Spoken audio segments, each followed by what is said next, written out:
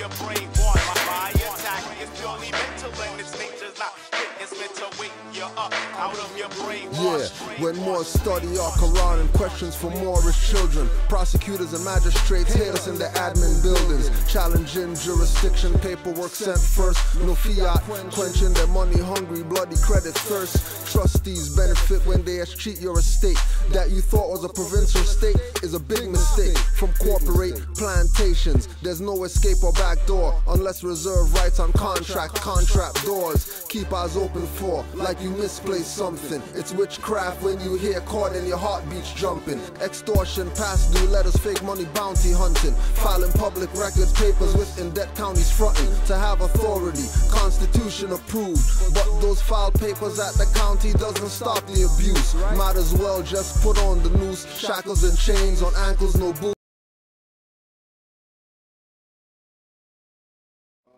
Islam, Moors.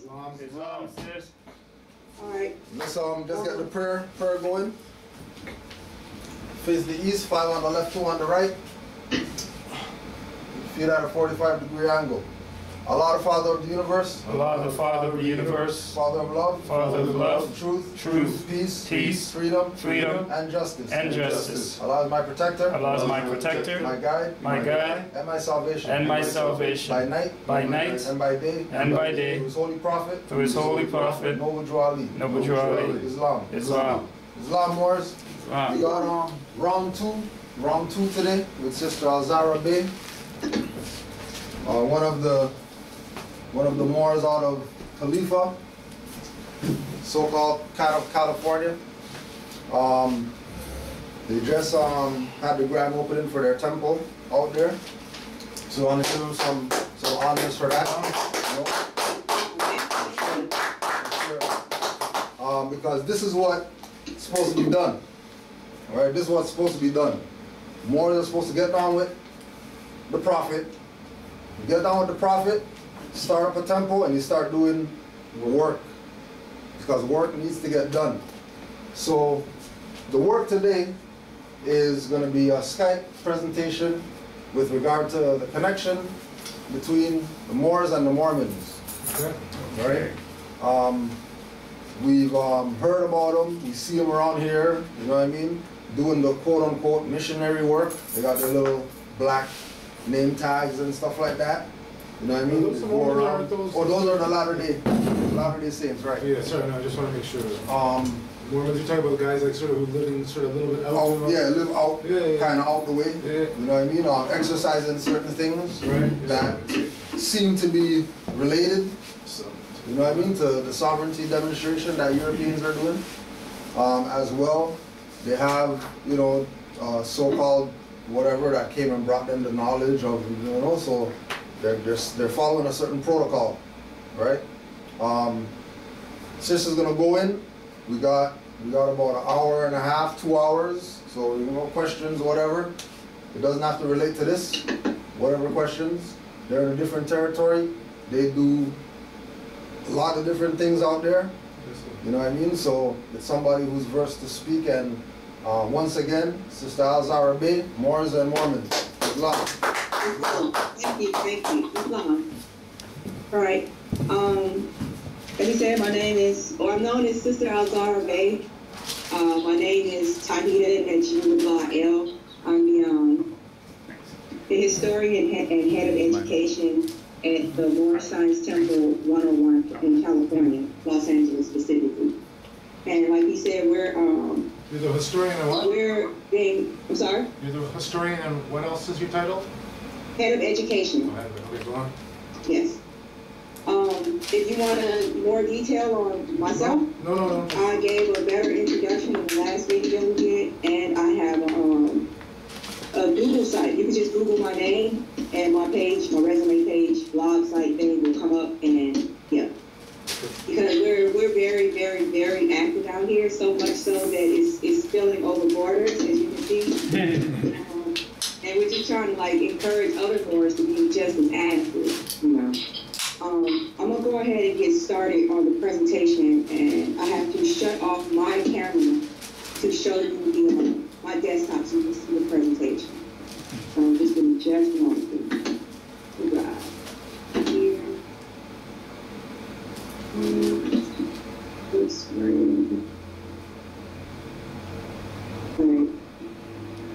my screen? Yes.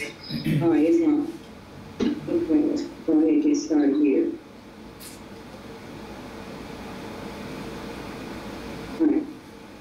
First, let me rise. Let me say that I rise and give all purpose praise to Allah, and honors to his prophet, Noble Drew Ali, and his forerunner in these days, the Honorable Marcus Messiah Garvey L., and all his prophets and forerunners that came before them. All right. Once again, I'm showing you a presentation by Khalifa Media. It's a Moorish Guide publishing company that's under our temple here in California. And it's under the temple because we consecrate everything here, and we'll be getting more into what consecration is as we go through the presentation. All right. So today's topic, Mormons, are these the 8%? Presented by myself, Sister Tauheedah Najee-Ullah L., historian and, as I said, head of education at the War Science Temple 101, California, in Los Angeles. Okay, I would like to start with a brief overview of Mormonism. Oh, I'm sorry, they don't like to be called Mormons. They prefer to be called Latter-day Saints, but for the sake of this presentation to,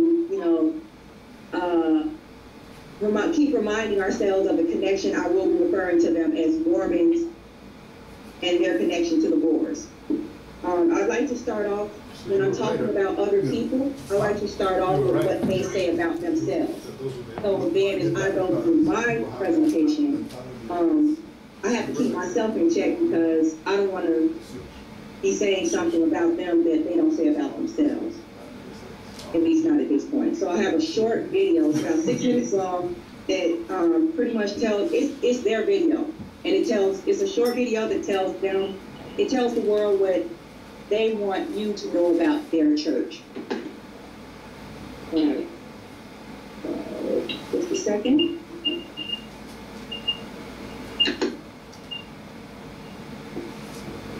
Can you all see that? Yes. Okay.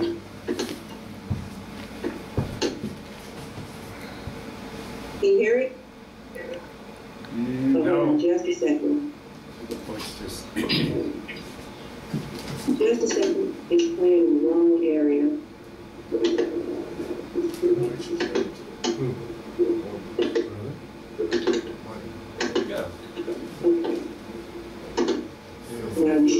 Which is Christian, but it is neither Protestant nor Catholic.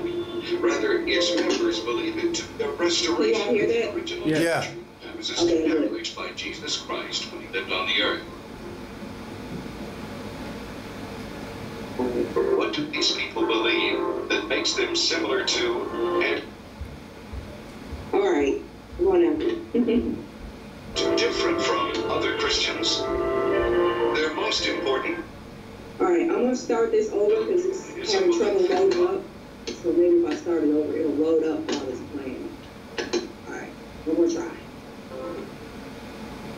The Church of Jesus Christ of Latter-day Saints has over 11 million members throughout the world. The church is Christian, but it is neither Protestant nor Catholic. Rather, its members believe in the restoration of the original church that was established by Jesus Christ who lived on the earth. But people believe that makes them similar to and different from other Christians. Their most important doctrine is a belief in God the Father and his Son Jesus Christ and in the Holy Ghost as three separate. Jesus is the Savior of the world, the promised Messiah, the only begotten Son of God.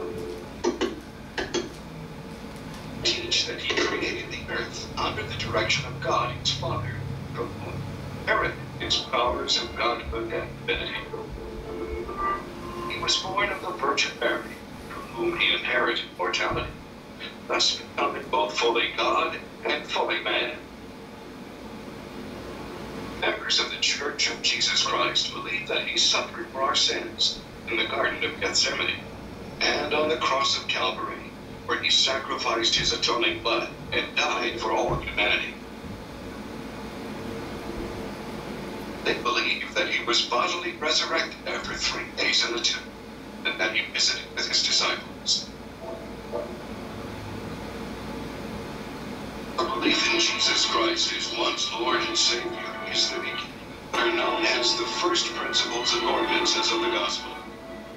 They are first, the Lord Jesus Christ. Second, baptism by immersion for the remission of sins. Fourth, the laying on of hands for the gift of the Holy Ghost, which constitutes confirmation into the church. Ricky. Ricky. Church members believe Jesus commands obedience of his followers to these principles and ordinances. But it's only through his mercy and grace they can overcome this life and glory eternity. Latter-day Saints believe that the Bible is God's word to his children on earth. Also believe that the Book of Mormon, another testament of Jesus Christ, is God's word as well. They are both used side by side in church teachings.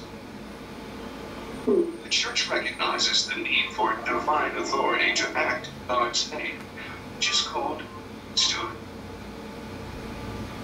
Church members believe that in order to hold priesthood, a man must be called of God by prophecy. He must be ordained through the laying on of hands by those who have authority from God. Divine revelation for the direction of the entire church comes from God to the president of the church, who is regarded by Latter-day Saints as a prophet, in the same sense as Abraham and Moses. Is this who, John Smith? Huh? Church members also believe that individuals can receive divine revelation for meeting personal challenges, that parents are entitled to God's guidance in raising their families.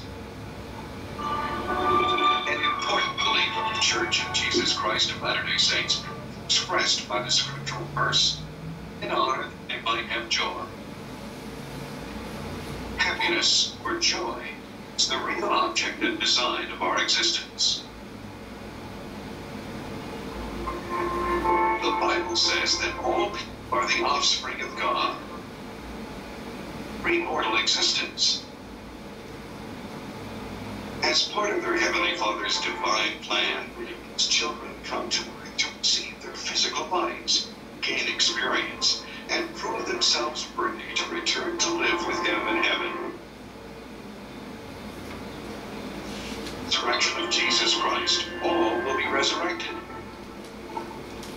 And through his atonement, all may partake of mercy and forgiveness. Family unity in this life and the potential for eternal family relationships are at the core of the gospel of Jesus Christ. Marriages performed in the temples of the Church of Jesus Christ of Latter-day Saints not dissolve in death. Rather, they continue through eternity if the couples married there live their lives worthy of that blessing. The Church teaches and follows the Savior's law of strict morality. The Church teaches honesty, integrity, obedience to law, chastity outside of marriage, and fidelity within marriage. The word of wisdom, a health code revealed by God to Joseph Smith in 1833, emphasizes the positive benefits of wise eating habits and physical fitness. It cautions against using tobacco, alcoholic beverages, tea, and coffee. The Church also opposes the use of all illegal drugs and the unwise abuse of substance. The Latter-day Saints practice the biblical principle of tithing, and faithful church members contribute 1/10 of their income to the church for the work of God. The generous offerings of the members enable the church to finance the construction, education, welfare, missionary, curriculum, humanitarian, and other programs that benefit members and others. Beliefs and doctrines of the Church of Jesus Christ of Latter-day Saints come from the Savior of the world himself. They have brought peace and understanding to millions, and they help members of the church to live happy, productive lives. Islam.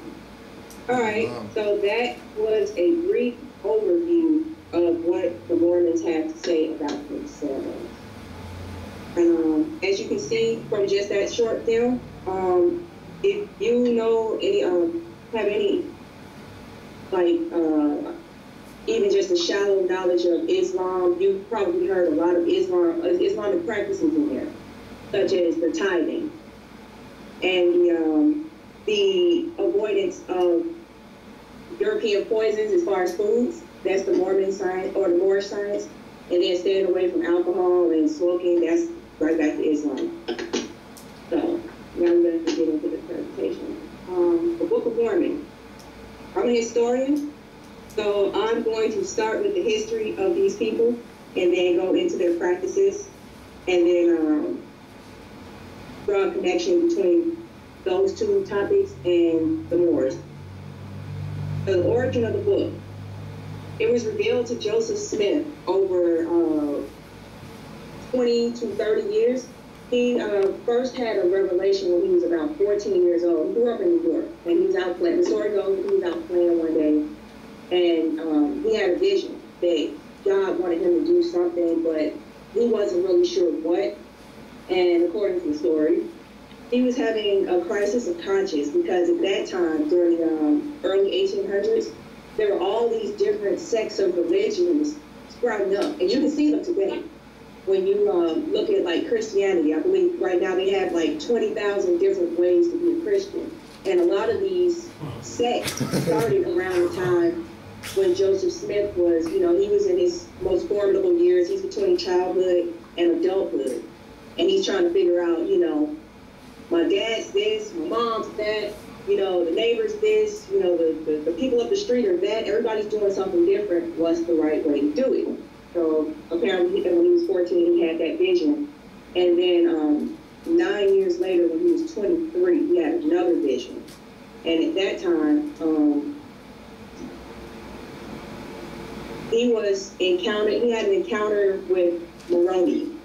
I believe that was his name. Yeah, it was delivered by Moroni. And Moroni received a message from his father, Mormon. That's who the book is actually named after. And apparently the book was inscribed on gold plates. And if you're familiar with Cujo's music, in one album he has a brother, I think his brother Azazio. Yeah. He's speaking about Peter Moon telling him about these plates. But we'll get into that a little later. And according to Smith, the book was written in what he called the born Egyptian. And it had to be translated using an instrument called the Ermin and Thummim. So basically it was like, I guess it was their form of a rosary stone. And the whole thing was stored in a location in New York called Hill Cumorah. And it's interesting because back to the Peter Moon excerpt in the album, I looked up Egypt, New York, and when you look up Egypt, New York, Palmyra pops up. So, and that's supposedly where Hill Cumorah is, and there's that Moor again. And according to the story, after he turned 23, Smith was permitted to read the book. He was allowed to come back to a hidden area under Hill Cumorah. Sounds like a mound to me. And that's where the gold plates, the Ermin and the Thummim were stored. And he was allowed to come in every year on September 22nd. That's why I have that date up there. He was allowed to come in every year on September 22nd and read the book, but he was never allowed to take the books from the hill. But after 5 years of doing that, Moroni finally allowed him to take the plates so he could take them home and actually write the translations down.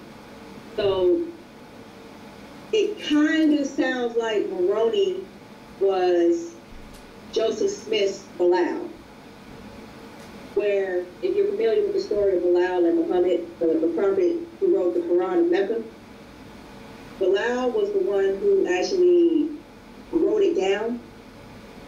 But if you know who Bilal was, you know that it's possible that what was really going on was he had a native of Arabia, that area of Arabia, Muhammad, was helping him translate the book into a language that the people in that area could understand. Okay, the context of the book. Apparently the book is a history of the indigenous people of America from 600 BC to 421 AD, so basically pre-Columbian Americas. And it's 6 books translated from the place of Nephi, and with an explanatory section called The Words of Mormon, and 8 books of writings by Mormon and Moroni. And we'll get into who named their story in just a minute. Okay. The Chronicles of the Sons of Lehi. Lehi migrated from Jerusalem and settled in South America. This was apparently an offshoot of the Noah story, where Noah wasn't the only one who made it out. It was funny, when I first put this presentation together, I put it together 3 years ago, and I've been just like crafting it ever since, and I actually had some Mormons look over it for me. And, you know, I got their little seal of approval. I don't know if they were allowed to give it, but I got it. And they gave me one of their books. Actually, they didn't give it to me. I asked them if they had a Bible, and he said, the only one I have is mine. I'm like, give me yours then. And he had to give it to me because I know, you know, I just did a presentation on you all, and I know if I ask for a copy of the Bible or your book, you have to give it to me if you have one on you. And if you open up their book, the book that you see on the screen right here, the Book of Mormon, at least my copy has plates in it where you can, it's colored copies of the pictures of the story. And you can see Lehi coming over with his sons and all the people and the flood that brought them over to this side of the planet. And he had 2 sons. One was named Nephi, and the other one was named Laman. Nephi, his people became the Nephites. They became civilized, but you know how it is with people's civilization. It eventually evolves and evolves and evolves until a point where it gets to where it's gonna have to fall, because for whatever reason, people, I guess it's akin to a human. You start out fresh and new and pure and uncorrupted, but what happens over time? You pick up all these bad habits, you do all these bad things, and you know, eventually you have to die to shed all that stuff and then come back and do it again. Do it again. Unless you can stop that vicious cycle, which is where Laman comes in.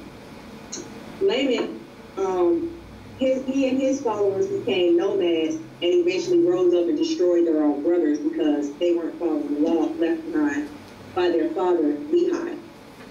Moroni and his son, Mormon and his son, Moroni, are the last of the Nephites recording the fall of the people at the hands of the Lamanites, which is kind of tragic because they're the same people. It's basically, it kind of sounds like our version, because remember, they said this is the story of the indigenous people who are already over here. So that's us. So it sounds kind of like our version of if the story of Ishmael and Isaac had gone wrong. Which actually it kind of is, but that's another huge. All right.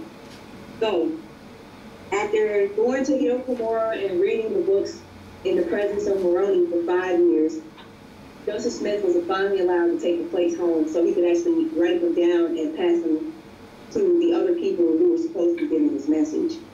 And the first person he helped with transcribing the plates was his wife Emma. Was from his wife Emma.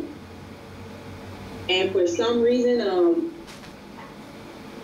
what I found in all the stories was he hung a blanket up between himself and his wife as he transcribed the plates.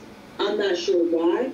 You know, anybody, you can venture to put in your own guesses or theories. If you have one, you know, please share with me at the end of this presentation because I'd love to hear it. And then as word got around about what he was doing, you know how it is, where if it's a good message it's going to get out, and then people want to be a part of it, and they're going to try to do what they can to help you get it out. And volunteers showed up. One volunteer, he showed up and he got a little too excited and took the incomplete transcript to the public before it was ready. So he jumped the gun, and Moroni took the plates back. But luckily, they were eventually returned because the message was so important, it just had to get out. So the books were completed, and Moroni finally permitted the first showing of the plates. And this resulted in the converts funding the printing of 5,000 copies of the book. And from those 5,000, the sale of those 5,000 copies, they were able to purchase their own printing press. So from then on, all they had to pay for was ink and paper. And they were able to print as many books as they liked. So their first official church meeting was held 10 years after Joseph Smith had his first revelation, as far as the message brought by Moroni through his father, Mormon. If you all are familiar with the 101s and the covenant of Allah, where it says that, I'm sorry, not 42. It's 40, key 41 and the 101s. It says that, what is the everlasting gospel? It is a saving power that comes from Allah through our ancient father by his prophet. So I guess the connection we can make here is that Moroni is their ancient father. And for these people, Joseph is their version of our noble prophet Tauheedah. And in a minute, we'll see how the messages were very, very similar. And they adopted the name of the Church of Jesus Christ because, as he said in the video we watched it first, this was supposed to be the Reformed Christian church. Right now, as I said, there are about 20,000, probably more than that, different ways to be a Christian in the world. So right now, either you're a Catholic or a Protestant. Mormons are neither one. Their aim is to bring back the original practices as set down by Jesus.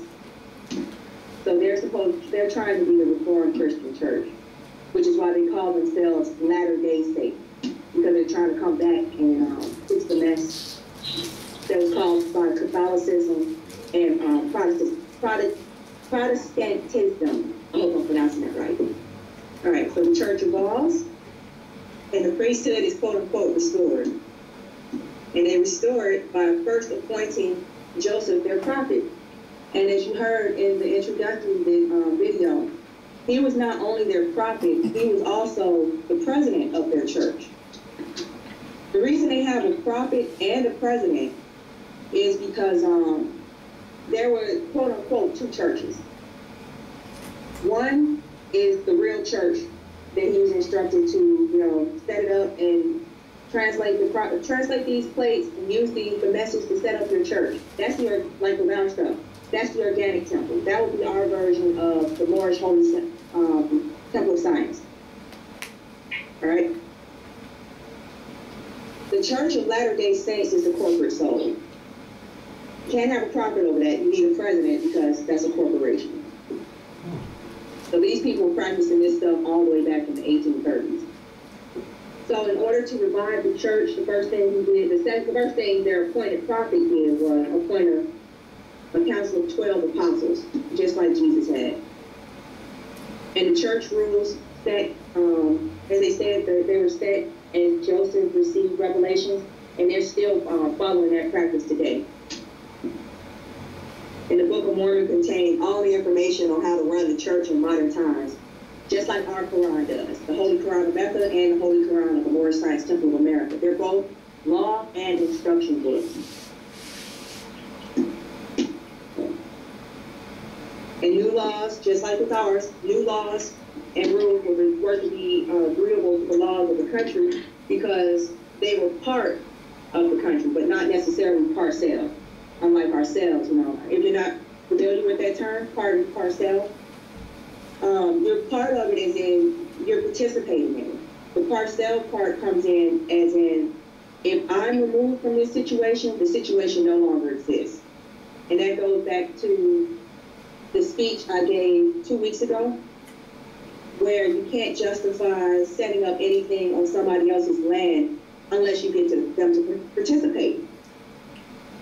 And the book, this examination of the Mormons is another form of that. It's actually like the religious side of it.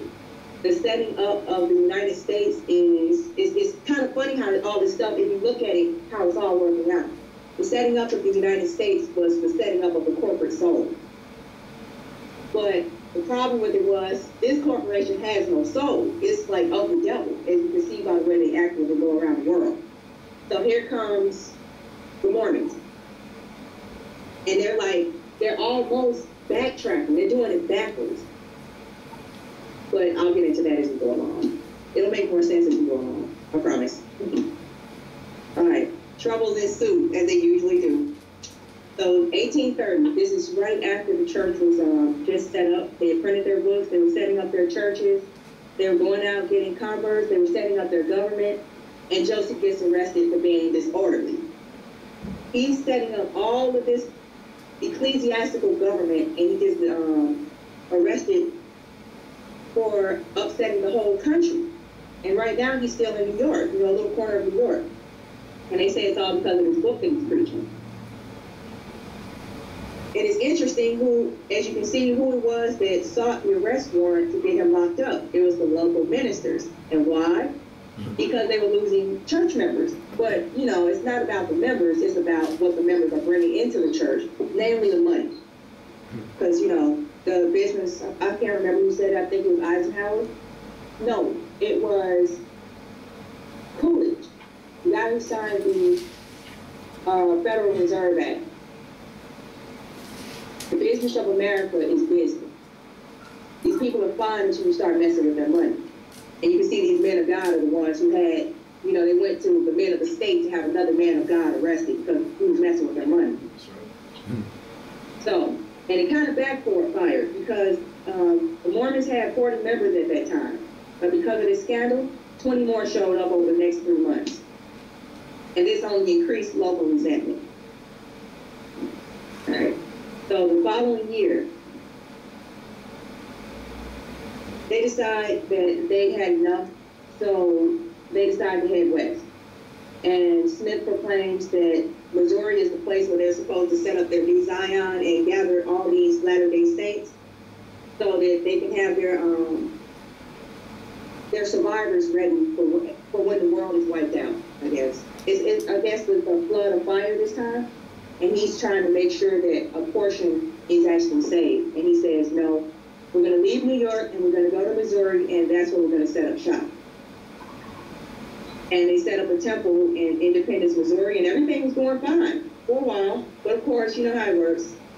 In a few years, the state's quote-unquote old settlers, because nobody, unless they look like us, unless they were calling themselves Moors, none of them had a right to claim anything here. But since they were there first, they said, no, I stole this first, you need to go. And so they, basically the problems that the Mormons had that caused them to move to Missouri from New York in the first place were starting to crop up. So 2 years after they they settled or tried to settle in Missouri, the old settlers, under extrajudicial justice, took the law into their own hands. They had to because the Mormons weren't breaking any laws. And they used the interaction with the local quote-unquote Indians as an excuse. I put quote-unquote because if you're familiar with the Hadith and prophecy of Noble Drew Ali, where does he say we were living up and down? Mississippi. The Mississippi, right? And where did he say that we were from, and he has got to show us? Missouri. There you go. And where were these people now? They moved all the way from New York to Missouri. There's a lot of states in between there, right? So why did they go all the way to Missouri to hang out with the quote-unquote Indians? So now you can kind of see where all this resentment is coming from. Because just because we don't know what was going on back then, as far as Lord's being on this land, you best believe those people back then knew. They knew exactly who we are. They know who we are today, so they definitely knew back then who we were. And here come these people all the way from New York saying that we follow the word of God, and his word says that these people were here first. So here you come into my stolen house where I got the owner tied up. Come out, you want to talk to the owner for a minute. You know, no way. So what am I going to do with you? You know? So they viewed these people, again, like I said, they viewed these people, these Indians, as the descendants of those spoken of in their holy book. So they had to, you know, they had to look at these people as almost, I don't want to call them gods, but they were closer to God than these Mormons were, because you got to remember, this book was talking about a group of people and their, you know, their history and their divinity and how they went wrong and how, the lessons you can learn from them, so you'll have a great life. But they didn't want to hear it. They were like, nah. You all are growing too fast and making too many allies that we're trying to get rid of. So you all got to go. First thing to go, you want to destroy our people, you got to destroy their literature. So they destroyed the printing press. So they couldn't print any more books of Mormons, no more newspapers, no more flyers welcoming people to independence. And these old settlers went from house to house, forcing residents out and then setting homes to their fire to their homes. Does that sound familiar to anybody? For real. Are you familiar with the Oklahoma Yes. riots? Yes. Yeah, they did the exact same thing to them. Where they went from house to house, forcing the people out, robbed them, and then set the house on fire. Same exact story. I think that one happened, so this was almost 100 years later. Yep. So 1836, this is 3 years after the problems started, where the tensions are boiling. So the solution, it's just amazing how much their story mirrors ours. I don't know if it's like we're living their story or they like showed us what was coming or what, but if you just pay attention, it's just the similarities are just crazy. So in 1836, in order to quell all the violence that was going on between these old settlers and the Mormons, the governor sets up a separate but equal policy. Basically, they set up a new county called Caldwell. It's not actually a county, it's more of a reservation. And it's a reservation because they forced these people to go and live in this county, saying it was for their own protection. The same thing that they did to the Japanese when they put them in the concentration camps, saying it was for their own protection, which it probably was. You know, you're probably safer behind these gates than you are at the mercy of my own people, because I know my own people. So they moved them on to these Indian reservations. Of course, it didn't solve the problem because they were growing so fast. The Mormons were attracting people from all over the world. So a little bitty county wasn't going to be enough to like hold them. So, and it's the same thing happened as far as when they were driven from New York, where the ministers, in their efforts to suppress him, actually publicized him. It happened again. In their efforts to pigeonhole these people into one corner of this state, it got everybody's attention, like, who are these Mormons? What's the big deal? Aren't they Christians too? Let me go find out more. So eventually the Mormons outgrew their border. So the next year, they knew it was coming because they had already been chased out of one state, and now they had been chased. They hadn't been chased out of the state yet, but it was getting close. They had been chased from their home to a new location. So this is the beginning of the Mormon Army. And I don't know if y'all are familiar with that army. If not, hold on, we're going to get into it. They hold a public demonstration of their military readiness, and they've been doing this ever since. You can see this started in 1837. They still do this to this day. Actually, kind of. And the leader at that meeting, to demonstrate their military readiness, said that he was warning them, you know, they're getting ready to come after us. They're coming for us, and it's going to be a quote-unquote war of extermination. And of course, you know, the non-Mormons, they were offended at this. So instead of proving them wrong, saying, oh, no, no, no, we're not trying to exterminate you, what did they do? They exterminated. They started the Missouri Mormon War. I'm not sure if you all are familiar with that. No, never heard. This was the first civil war in the United States, all right? Because you had United States citizens who were Mormons fighting United States citizens who were non-Mormons. So citizens of the same country fighting each other, isn't that a civil war? Yeah. But you never hear, have you ever heard of this? No, man. Yeah, I was kind of shocked. I'm like, the Missouri Mormon, what? 1838, the first civil war in the United States, all right? Non-Mormons, they come after them. So, they resorted back to the violence of 1836, and the Mormons were trying to keep the peace. Even though they were under no compulsion to do so, these people uprooted themselves. They had been in this area, they got there in 1831. They've been here 5 years, and they agreed, just to keep the peace, we're going to pack up and move to this county that you all have designated for us, all right? You said we could stay here. So, kind of silly, is it too unreasonable to assume that if I move where you say I'll be safe, that I'll actually be safe there? You'll keep these people who are the cause of me moving in the first place away from me? No. Because it always comes back to money. But this time, the Mormons fight back. Where they've just demonstrated their military readiness. Many battles erupt all over the Mormon settlements. And you know, Europeans fight kind of dirty. So in order to quell the violence, on October 27, 1838, Governor Lilburn Boggs issues the extermination order to the state militia. All right?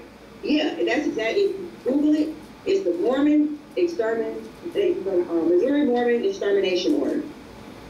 And the Mormons were designated as enemies of the state. And keep in mind, these people haven't done anything to anybody.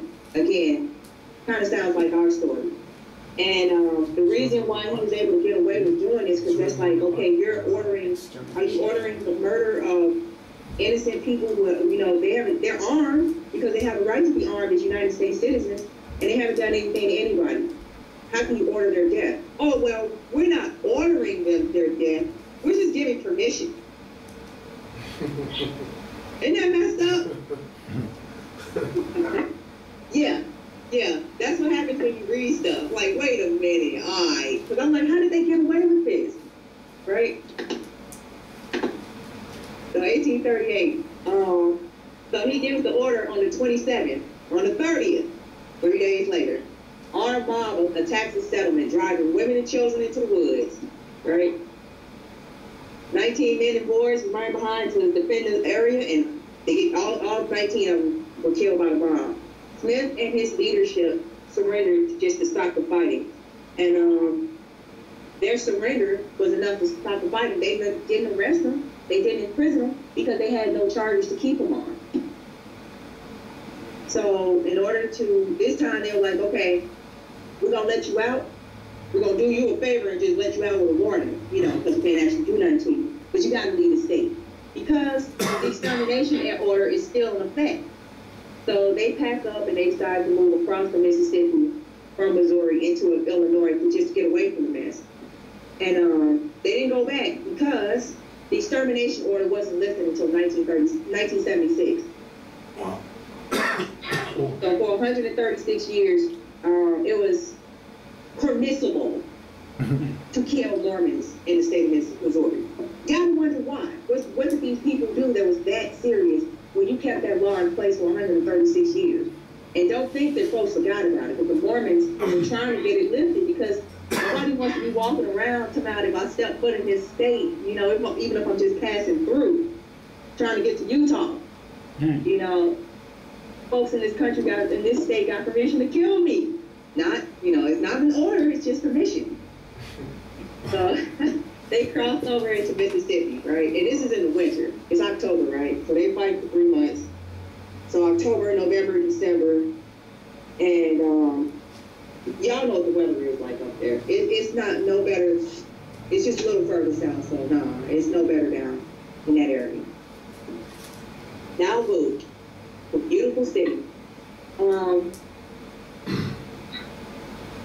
The story of Nauvoo, and it's interesting that I grew up in Illinois and I never heard of this place, and the story is just amazing, which makes me, the more I think about it, I kind of get why at least our people have never heard of it, because it shows what we're capable of if we apply our own sciences, because to build this city, that's what they did, right? They made something out of absolutely nothing. If you're familiar with the Mississippi River, it's all swamp on both sides, all right? You usually have to go maybe 5-10 miles away from the river, a little distance, in order to get somewhere that's not soggy and you can actually do something with it, unless you know how to drain that land. So that's where the Mormons ended up. They, a farmer felt bad for the women and children, so he took it upon himself. He was, I guess this was charity. He was like, well, you know, I'm not using this land anyway for this swamp.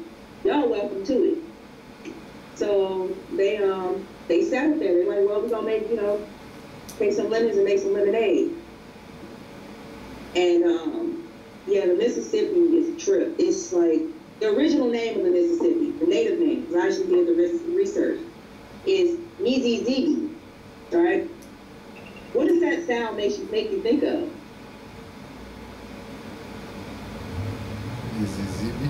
Najee-Ullah? The Mississippi is infested with mosquitoes. So much so, can you hear the name? Oh, can you hear the mosquitoes in the name of the river? Okay. All right, and this is where they ended up. That's why I don't nobody want to live on the Mississippi, because it's just, you know, full of malaria, full of yellow fever, and if you're European, it's even worse.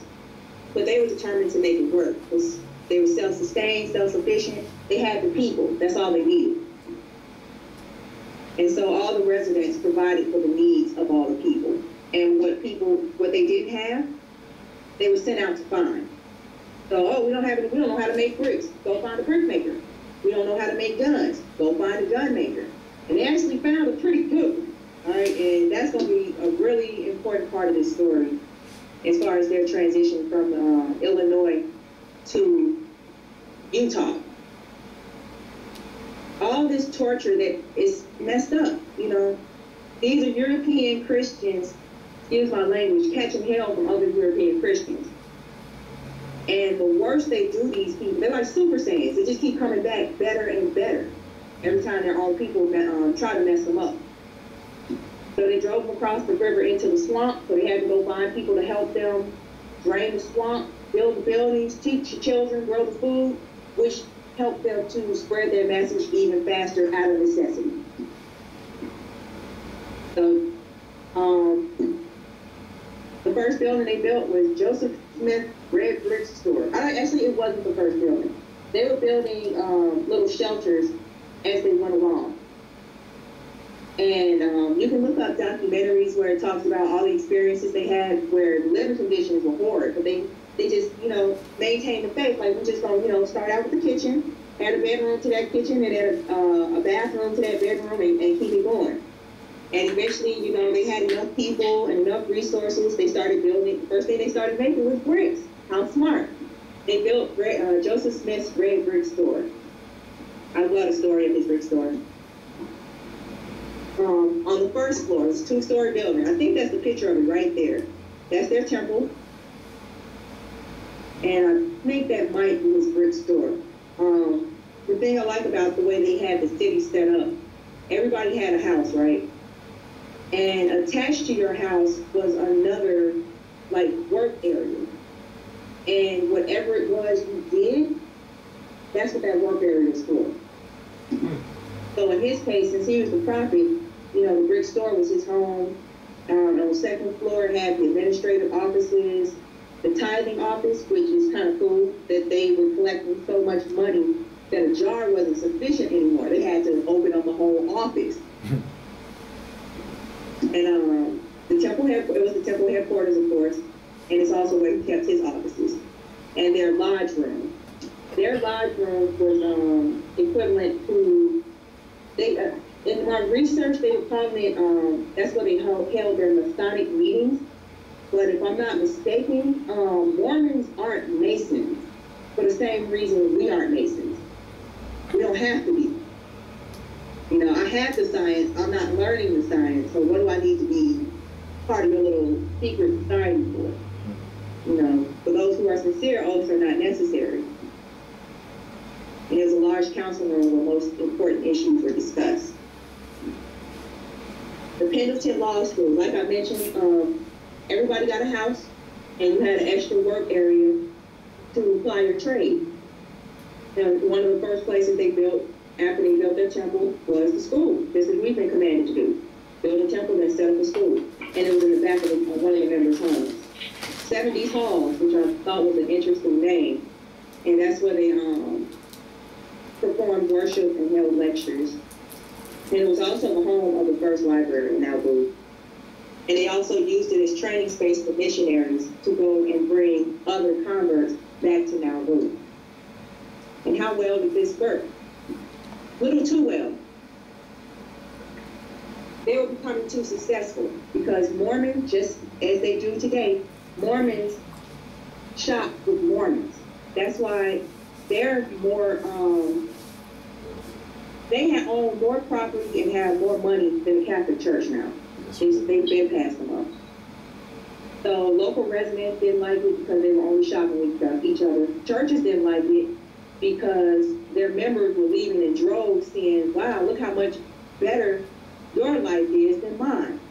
Kind of like the way the Europeans were leaving the church from Spain and running to the Moors, and how the colonists were leaving the colonies here and running to the Moors. So here we go again with the churches running to the Moors then. Because, you know, they couldn't do it here because this is still the time, during the time of our captivity. So, you know, I guess they had to take the, you know, second best option. And of course, the politicians resented their growing political power because once you have money, you know, you can start using that money to control what goes on in your community. And it's funny that they said local politicians, because from what I found, Chicago had a huge problem with the city because they were growing bigger. They were almost, they were about to surpass Chicago. And by this time, the city, Chicago had been there since 17 something. They had been there almost 100 years. And now Nauvoo was about to pass them up, and they'd only been there for 5. And it's full of Mormons. So these people have economic stability based around their common unity, around their common religion. Kind of sounds like what Muhammad did with the Islamic Empire. How he was able to establish it so fast was he got rid of nationalities and just made everybody Muslims. So it looked like Joseph Smith was kind of on the way to doing the same thing. So once again, they had to go. Where went to Utah? The death of Joseph Smith. So Nauvoo's going along just fine for 7 years, and the people started tripping again. And they're trying to find a way out because they can see the writing on the wall. They're like, nah, not again, and we're going to be out. And Illinois, the people in Illinois can see what's the writing on the wall too. And they're trying to put a stop to it, I guess. Saying, no, we're not going to keep chasing you from place to place. We're just going to end you all. We're just going to destroy you. So they trump up some charges on Joseph Smith again. Because you got to consider, you know, look at the Mormons today. That's a pretty closed society. You know, these people are being chased from place to place to place. They're not bothering anybody because look at what keeps happening to them for doing nothing. So why would they purposely start trouble with people? So he was charged with treason for the activities in Nauvoo. It's amazing. I guess the treason was based on the fact that he wasn't collecting and paying tax revenues to the local and state government because everything belonged to the church, and he couldn't do that anyway. You know, these people refused to work with anybody outside their community. Well, if you look at the times, there was so much disunity based around, and this man, he's supposedly really spiritual. So he's trying to find like some common ground where people are united under some moral code, and he couldn't find it. So he's basically pulling out these people, like, come out of her, my people. We're gonna try it out. We're gonna start from scratch, right? And it just so happens that the man we following, you know, his last stop was over here. So we just gotta find the last people he talked to. And in order to do that, you know, we can't be, you know, it has to be kind of quiet as kept, because you know who they are and I know who they are, but the people that we're worshiping, quote unquote, don't necessarily know who they are. So we gotta be kind of careful and keep it closed. Didn't work. That's how, you know, when Europeans want you and you're in their system, they're gonna make something up. You know, they'll pass a law and make it retroactively apply just to get you. So he surrendered in Carthage, Illinois, to stave off attack on Nauvoo, which is funny, he died in Carthage. So he got the message in Egypt and died in Carthage. Yeah, I don't know. You can make your own conclusions. So the story of his death is kind of messed up. He was in a jail cell, right? And they had the Nauvoo militia. I can't remember the official name of them, but they had their own militia because, like I said, they got tired of getting chased from place to place. And the guy in charge of the militia was supposed to send the militia to Carthage to regard the jailhouse he was in, because he didn't trust the people, you know, he didn't trust the jailer or the warden in Carthage. The guy got the message and refused to send the militia. Why? Right? Why? How did Noble Drew Ali get stuck in Mississippi? Same thing. So nobody showed up to protect the jailhouse, and Joseph Smith never even got a chance to make it to the courthouse. They ran up in the jailhouse. It was him, his brother, and I think 2 other men. And 2 other men ran out. They got shot on their way out. His brother was a coward. I think he got shot. Joseph, he like trying to hold him off with some little pistol he got, and they shoot through the door and everything trying to get at this man. So he jumps out the window, right? Oh man, this picture right here, that's him falling, right? He jumped out the window. Actually, I don't know if he jumped because he got shot twice in the back as he was jumping out the window. So maybe he got shot out the window, and you can see what's going on as he's falling. Right? So he got shot. I mean, it's like, if you think about it, he was probably floating in midair because he was getting bullets, shooting them out and shooting them up and everything. And then his picture down at the bottom, oh, I forgot that part. These guys right here, the mob, for some reason, they showed up in blackface. All right? I don't know why, you know. So they showed up in blackface, and this guy is about to, there was a bounty on his head, I guess. He's about to try to take Joseph Smith's head, but this guy saved him. And I think that's his brother being carried out back there. But yeah, it's a really interesting story, you know. He got sold out by somebody he trusted, you know. He set up this wonderful community, set up this wonderful structure for his people, put somebody in charge that he trusted, and the guy was like, skip you, I'm taking the town, the money, and the women. I'm gonna leave you in jail, right? And yeah, and just left him and he died. So they thought that would be it. Like, okay, we cut off the head, so the snake's gonna die. Unfortunately, he set it up too well, using more science. So they thought that they could get them to scatter. Like, okay, your leader is dead. You know, you have nobody to stop it, nobody to protect you anymore. So pack up and get out. And they were forced to abandon all they built in Nauvoo for 7 years. And they were led out of Nauvoo now you know why he's a big name in their movement, because after Joseph Smith was murdered, you know, because he didn't do anything. After he was murdered, Brigham Young took up the reins and helped these people cross from Illinois, across Missouri, to Utah in winter with a bunch of women and children. And Nauvoo is still there. You can still see it. And the interesting part of Nauvoo is, based on my research, can't nobody live there anymore. So many people, because it was so well built, you know, they built it using our science, so the buildings are like pristine, they're perfect, you know, handmade bricks, beautiful red handmade bricks, everything's built by hand, and they used our science to build it, so chances are that stuff ain't going nowhere for a while. So people were coming in, like, after the Civil War, you know, when they had the flood of all the immigrants. They're like, oh, free town. And they went over there and tried to live, couldn't make it work. They tried to turn it into an artist colony. They couldn't make it work. And then, so now it's just like a tourist spot. It's kind of like Poverty Point, where the mounds are.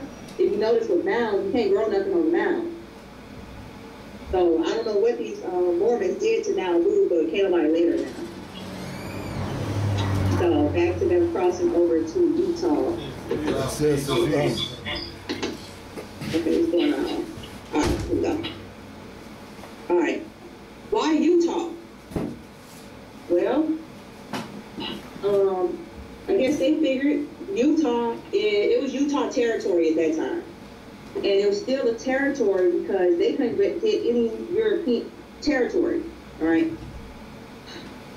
It was a state once there were enough Europeans in that territory. Until then, it belonged to the original people, or somebody that they put in charge, the United States put in charge of those original people, all right?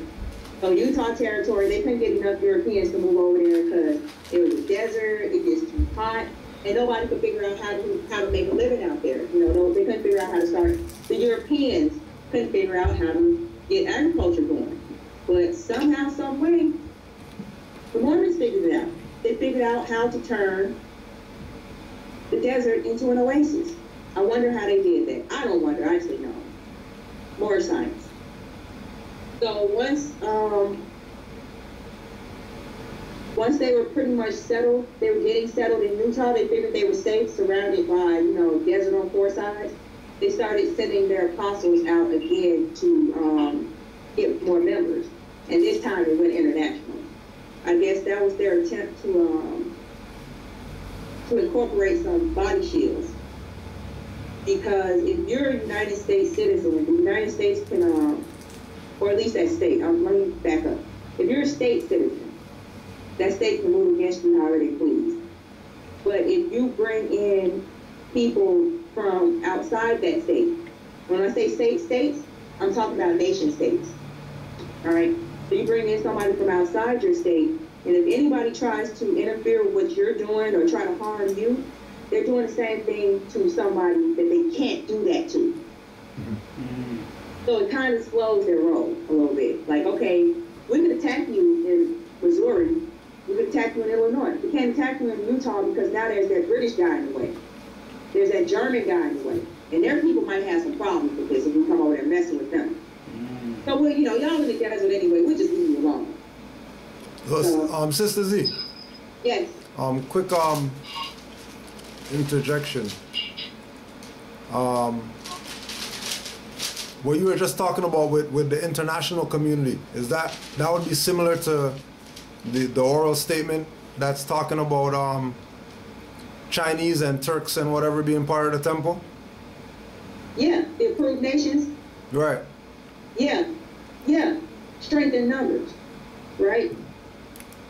It's a lot harder to hit me with witnesses around, especially when those witnesses can't stand your guts. And I mean, that's weird you brought that up too, because I looked at the list of those approved nations, and it's like, dang, didn't y'all like drop some big old bombs on every single one of them? The one I'm thinking about, you know, top of the list is Japan. And I think I might have told you how my son's father is Japanese. Yes. And he told me don't have no cell phones. I'm like, what? Why? And his only response was, you swear we forgot about those bombs. And he left it at that. Repeat that, sister. My son, which part? After you talked about your son's father, he said what not to do with a cell phone? Don't have one.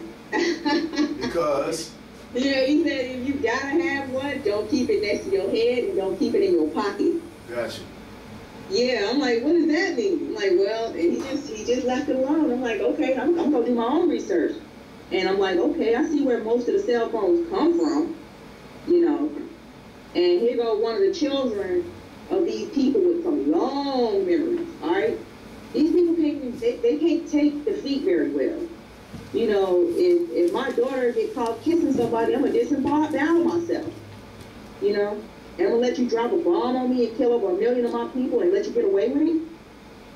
And, you know, a little aside, those two bombs, those two atomic bombs, those didn't do half the damage that the fires did.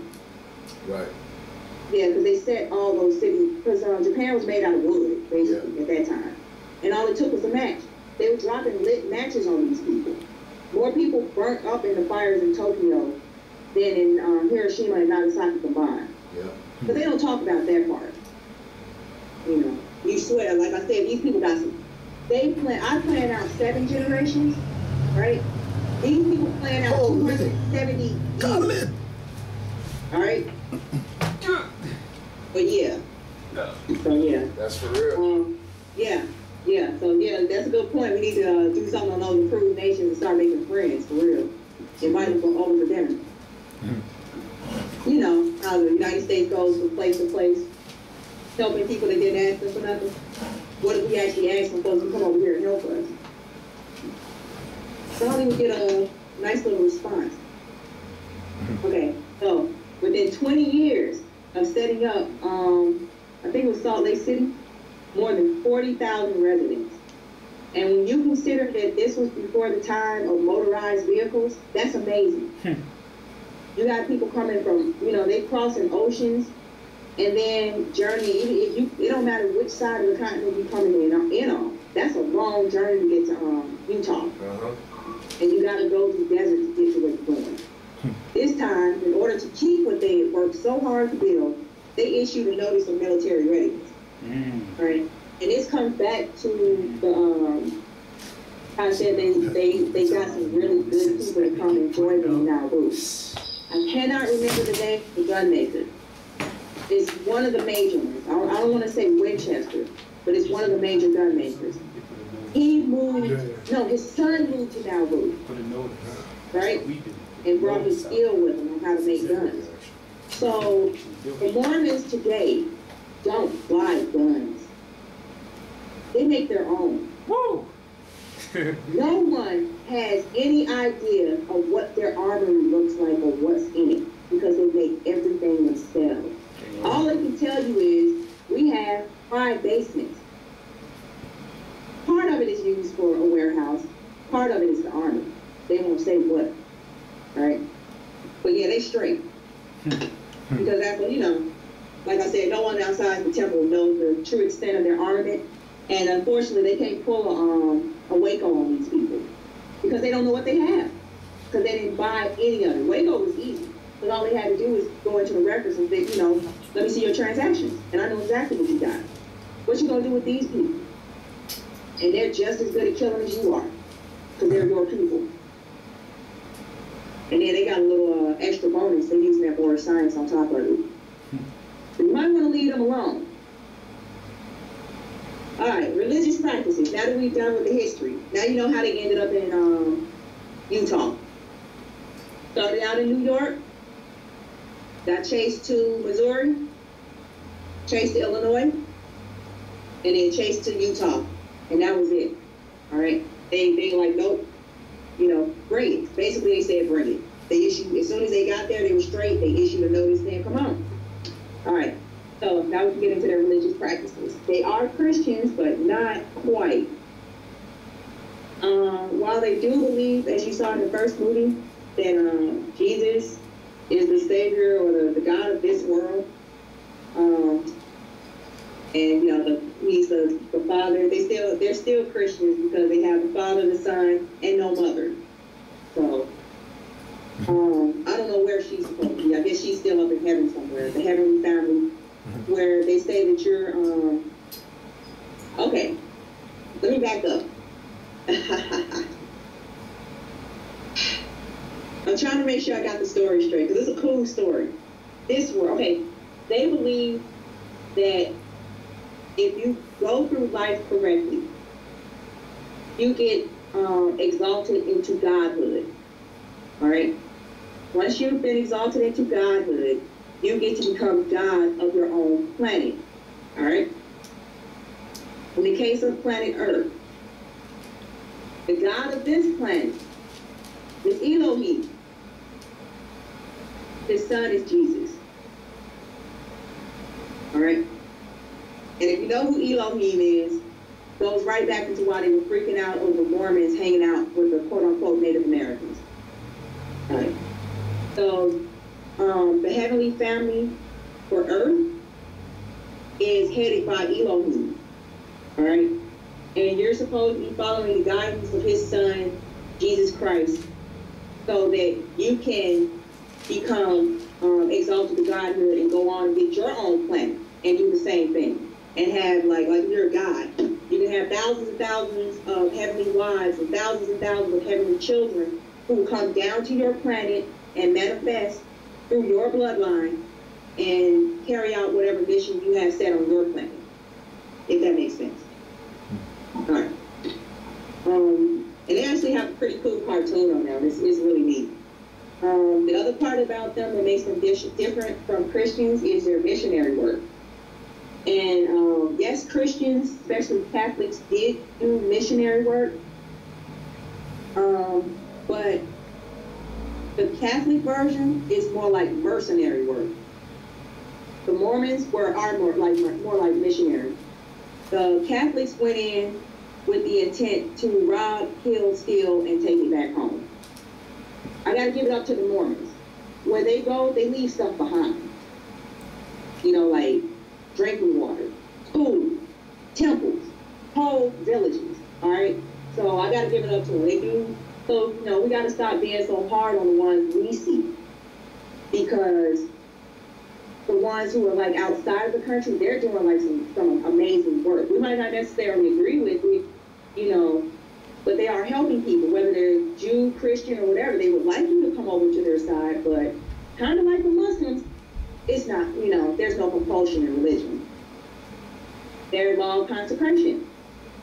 The Catholic Church has it. Protestant churches do not. Catholic churches, law of consecration is that when you become a Catholic, all that you own belongs to the church, and you get what we feel like giving you. Okay? Protestant churches, especially here in this country, those are state churches. All right, they're 501c3s. They can own. They're just like regular people. Those are state-sanctioned churches. They can't consecrate jack because they're of the state. Consecration is right there, sacred. State can't do anything sacred. So Protestant churches can't even touch it. Mormons are kind of like in between. You become a Mormon, but your stuff isn't automatically consecrated. You actually have to deed your property over to the Mormon temple. All right? And they have temples, not churches. You deed your stuff over to the Mormon temple. And, wait, let me back it up. The corporate part is the church. The organic part is the temple. That's amazing. Just like with us, the corporate part is the corporation and the organic part is the temple. So you become Mormon and you say, I'm tired of paying taxes. I don't want my stuff going through probate. And when I die, I don't want the IRS getting 51% of my stuff off the top. Right? So I'm going to sign everything over to my temple. Right? The temple is lowly. They have no interest in your stuff except for to help you protect it. So you sign your stuff over to them, and they assign you as the agent of your property. So you become a trust, kind of like a trustee for the, their temple. And all men are able to do this because of the missionary work. When you go out, actually it starts before then. You go out, you become a man, you do your mission, you go into the priesthood at 12. And by the time when you turn 19, you go out and do your missionary work, and you come back and you're considered an elder. All right. Our former elders are called chiefs. All right. In both instances, those people can be appointed trustees over temple property. All right. We practice law of consecration too.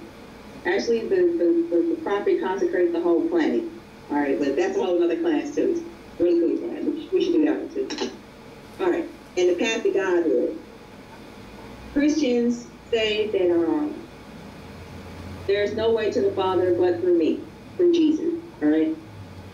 So their thing is, with Catholics and Protestants, their thing is to get back to the right hand of God. Mormons, theirs is to become a God. All right, not the God, but a God. Like I said before, you're trying to live a good life here so you can earn the right to return to your heavenly family and maybe even branch out and start your own, do your own thing on your own planet. But you have to live a good life here first. This is your test. And it kind of, their practices resemble the Moors of Islam because they do adhere to certain Islamic practices, but they're not quite Muslim practices themselves, such as Fast Sunday. And we'll get into that. And polygyny, we'll get into that. Because I have pages for that. All right. The heavenly family. Like I said, that's your premortal life, like they mentioned in the movie. Everybody is a spirit child of God. In the case of earth, the God is Elohim. Right? Jesus is one of his spirit children. Right? And you were born part of family in heaven. And you're born a part of that same family on earth. And it this part of it kind of reminds me of P52 in the 101s. At what place on earth was the physical part of man formed? So they're saying, right, they have the same concept, right? That you existed somewhere before you manifested here. And the way theirs works is that you're as above, so below. Your family there is your family here, all right? Which is beautiful. And like they were mentioning in the movie, the healing concept, where it's the reverse of the premortal life. So you come here, you do what you're supposed to do according to their scripture. And when you do that, you are sealed. And that means you basically get to, as long as you keep up the good work, you get to go back where you came from. But you get to take back all your experiences and your lessons, and maybe you will have earned enough virtue and good karma to get your own private planet and be able to populate with hundreds of millions of, or in the case of this planet, billions of your spirit children. So yeah, and your family continues in heaven with the birth of more members in heaven to be born later on earth. So I guess Elohim must have done something really good, or really bad, considering how his children are acting nowadays. But in order for this to work, you have to be married in their temple, or it doesn't count. Okay? Missionary work. Like I mentioned, is required of all male members. Unmarried men between 19 and 25 must commit 2 years of service to this mission. Women are allowed to go, but they must be unmarried and over 21, because if you're married, you have a more important job to do. Your job is to stay home and raise the next generation. All right? And we got to make sure they come up straight, so you got to make sure you at home. And retired couples can serve, but neither one, unmarried women or retired couples, are required to serve. Oh, I'm sorry. So, a quote from their organization: "We preach and teach in order to baptize the children of God, so that they can be saved in the celestial kingdom instead of being limited to a lesser kingdom or stuck here on earth." We do missionary work in order to baptize and confirm. That is the doctrinal basis of missionary work. And like I said, that's off of LDS or LatterDaySaints.org. All right. Law of consecration. I love this law because it takes everything. Because this thing occupying our land just seems to be all about getting everything. So if you make everything disappear, he has to disappear too. So the Mormons are trying to kick that off with the law of consecration, and we really need to start applying this one. Because a lot of people are always complaining and talking about what they ain't got, and this is how they can get it. Everything is recorded in the temple, all right? And once it's recorded in the temple and you put the state on notice, the state got to back off, all right? They've been fighting this war with states' right or freedom of religious practices for thousands of years, all right? And this country is the one that's like the toughest on that stuff, on protecting your religious practices. And consecration is one of ours. It said right there, all business, keep all business the same, and all new business, do it in your free national name, all right?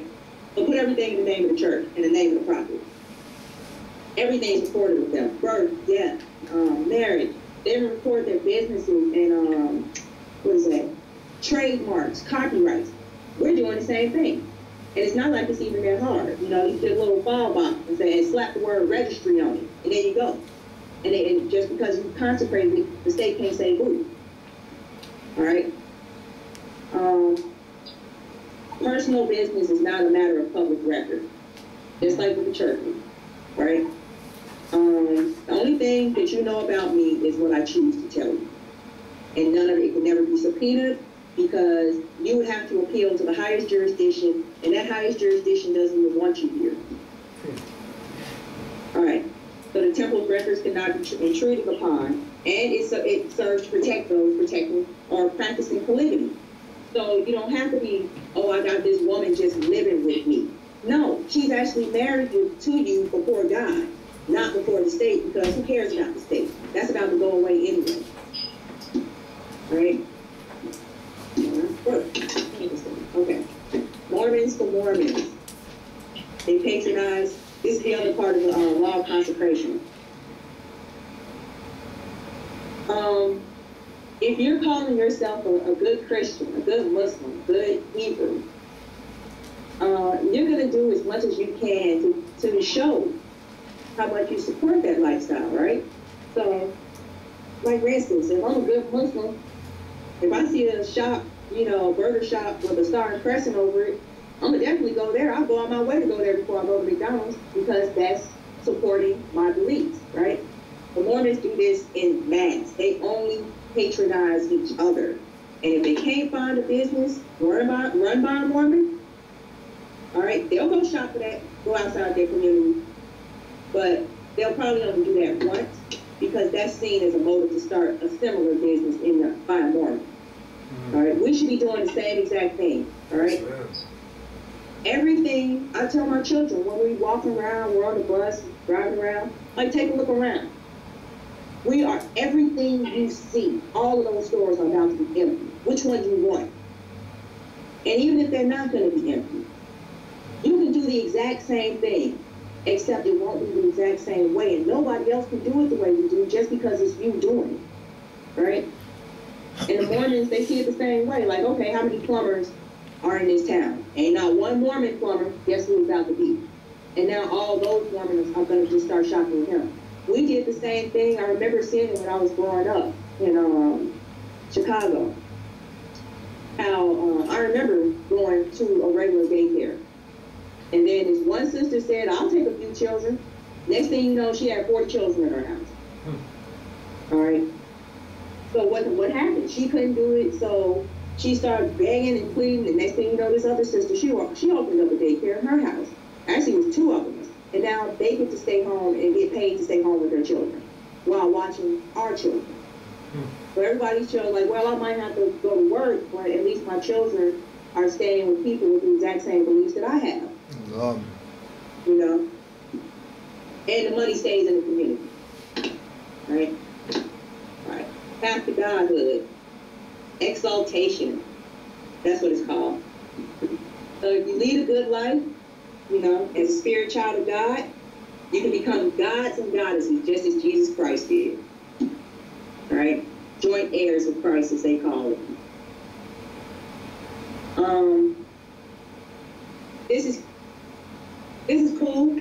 I'm trying not to say cute, because yes, you can be joint heirs with Christ, whereas we are, you know, who are we? The Mormons? Because you know what Christ means, right? It's not a name. It's a title. It's a mindset. It's like Buddha. That's not a title, a name. That's a mindset. Yes, ma'am. So they are trying to be joint heirs with you. All right? Because everybody's waiting on that. They're waiting on somebody to come back. Who? Could it be you? All right? So, and this exaltation goes back to the heavenly family. So if you lead a good life here, if you're Christ-like, you know, the way Christ is supposed to be acting, not the way we're acting right now, you know, you earn the right to go back where you came from and maybe get a little bonus for doing the right thing. All right, Fast Sunday. This is a cool day. It's observed on the first Sunday of every month. And what they do is at least 2 meals are skipped. Some of them, they skip the whole meal. All right? The money or the food saved from skipping those meals is donated to their bishop's storehouse. Aren't we supposed to have warehouses? All right? They got them too. Now, people might say, oh, that's not that much. Okay, let's consider these are polygamists. All right? They have many children. All right? So I'm going to use an example of a TV show I love, Big Love. Right? This is a man, he had 3 wives, and let's see, one of his wives had 2 children, one had 3, and the other one had 2, and she was pregnant. So that's 8 children, plus the 4 adults. That's 12 people. All right? So they just skipped 2 meals. That's 24 meals that somebody else gets to have, just because that one family fasted. Right? And it resembles Ramadan because they're conditioning their bodies for cases of food shortage. They fast just like we do. Except we do it for a whole month. They do it every week. They do it, oh wow, that's interesting. So they do it 12 times a year, and they do it for 12 days of the year, and we do it for 28 days of the year. That's interesting. All right. And it reflects the Moorish command to acquire warehouses, the bishop's storehouses for the community. All right. So polygamy, they're the principle and the foundation practice of the Mormons. Polygamy is the marriage of one man to multiple wives. It is not polygamy, which is people having multiple spouses. Gyne, that immediately means multiple women, all right? Not just multiple marriages. Got to be specific because some people, you know, they try to say that we can't start doing this stuff because then women gonna start doing yada yada and la la la. Like, no. We're just talking about, you know, think of a lion. You know, one lion, lots of lionesses. And their society seems to be pretty okay, you know. Actually, it's funny. I don't know if I mentioned it to y'all how among primates, we're supposed to be primates, right? Among primates, there's only one primate that's monogamous, and it's endangered. So what does that tell you? Okay, so polygamy is not practiced by all Mormons. In fact, it was a source of contention within religion for a while, and that was that's what took Utah so long to become a state. Because the United States wanted a guarantee that polygamy would not be practiced anywhere in the state. Because you do not want it getting out that there's a state in this union that allows multiple marriages. Because they'll take wow, guess which is going to be the most popular state, right? And then you might wake some people up that you don't need woken up right now. And interestingly enough, Joseph Smith's wife rejected it. And he didn't even bring out that he wanted to reintroduce this. Because remember, this is supposed to be the Reformed church. Like, as far as Abraham, he's going back that far, right? And Abraham had multiple wives. So he actually waited till he had 2 other wives before revealing it to the rest of the society that, yeah, you know, we're supposed to be reviving this, his words, ancient practice, all right? Okay, other practices. Family home evening, yes, very important. 1 day a week is dedicated to just being with your family. All the phones go off, TV goes off, because, you know, if you're sitting there watching TV, you're not interacting with each other. So they make it a point where 1 day a week, they focus on their family. And if you have like 4 or 5 wives and 20 children, that's necessary to make sure everybody's getting their necessary attention. All right, law of chastity. Men and women, both are supposed to be abstinent. They're both supposed to be virgins and married. They don't have no like, oh, well, you know, come on, son, let's go make you a man type thing. That's a good way to get excommunicated with them. They don't play that stuff. The word of wisdom. It's got a dietary and lifestyle guidelines. And it's funny because their words of wisdom resemble a lot of Islamic and Hebrew dietary guidelines. And the big one they go for is the avoiding of processed foods, you know, that European poison. And their sacramental ceremonies, which includes the sealing ceremony, wedding, and entrance into various priesthoods, which we'll get into in just a minute. And genealogical preservation. They have like the best genealogical database available on the planet right now. And I can't help but wondering why. You know, what's up with y'all keeping track of your family line like this? But okay. Excuse me. Okay, into the temple government. And yeah, pay attention, because you remember there's a hadith that says, I'm going to leave the Europeans here long enough for you all to learn government. And it didn't necessarily mean the government we're under right now, because obviously this government is corrupt. It's got to be flushed. So let's go back to an ecclesiastical government. But theirs is patriarchal, all right? Because they're honoring their fathers and mothers. And as they're, you know, there are antitheses. They're on the other side, right? So if our prophet is saying, save humanity by uplifting this woman, of course, it's like, well, you're the opposite of me. Your thing is going to have to go through the son.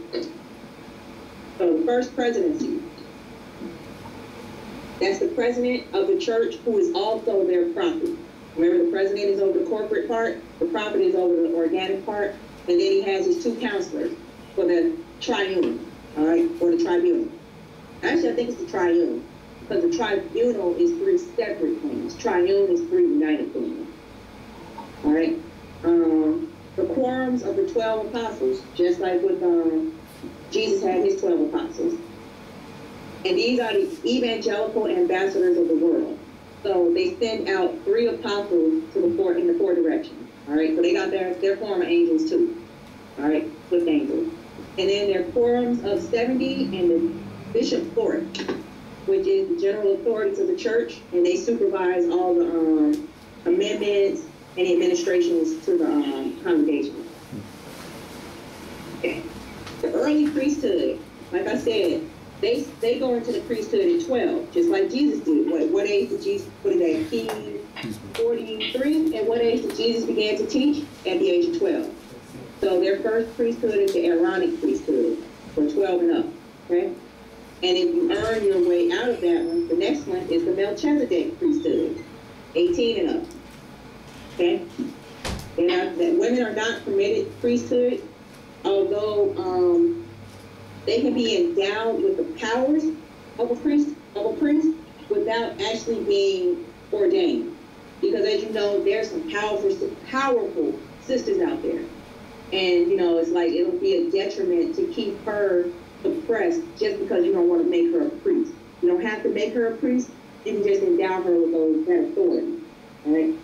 Otherwise, their women are over, it's just like with our setup.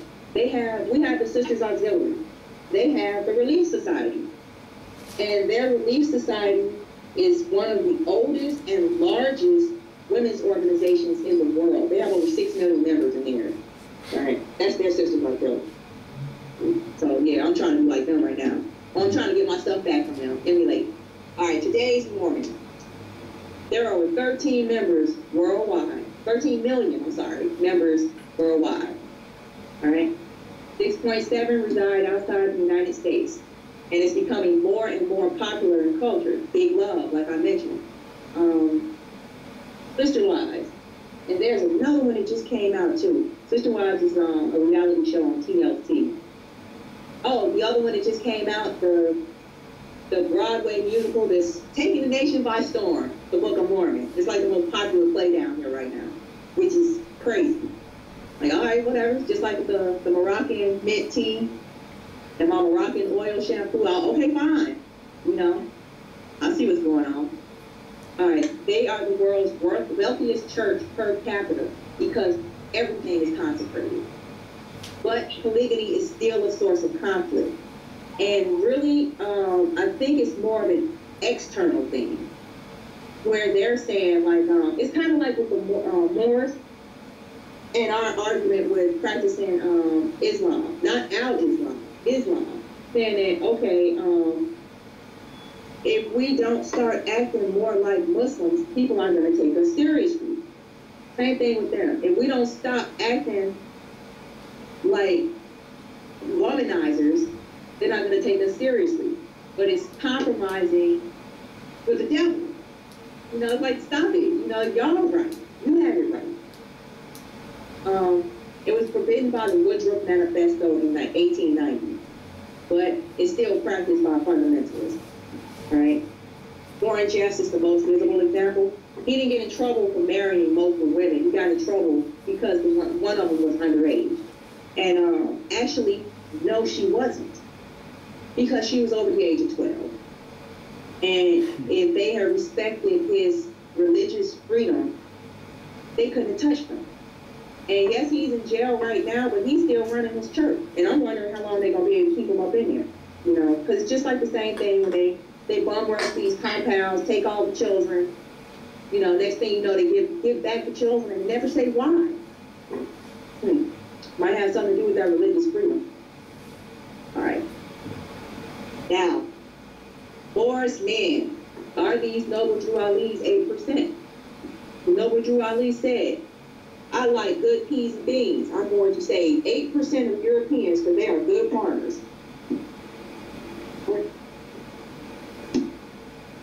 We're almost done here. Some similarities. That's a picture of Moroni. All right, blowing the trumpet. Guess that's the last one. Some similarities between the Mormons and the Mormons. Both of them bear the word "more" in their name. They both see man as a spirit child of God. Both practice polygamy, or it's written within our religious doctrine to do so. Whether you actually do so is another issue. All right, they're both commanded to keep a 90-day food supply, just as we're supposed to do. In fact, Mormons, their sons get 3 months of food as wedding gifts. All right.